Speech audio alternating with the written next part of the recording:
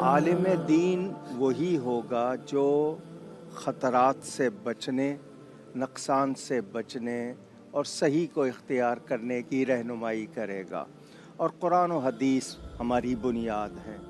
ہمیں یہ جاننا ہے کہ اللہ تعالیٰ نے ہمارے لیے قرآن میں دواؤں کا بھی بیان کیا ہے، غذاؤں کا بھی بیان کیا ہے۔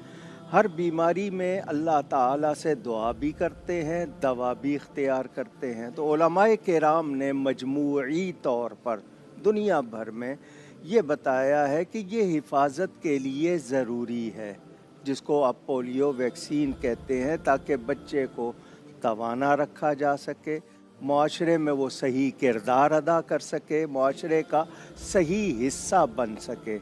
ایک اپاہج کس طرح صحیح کام انجام دے گا؟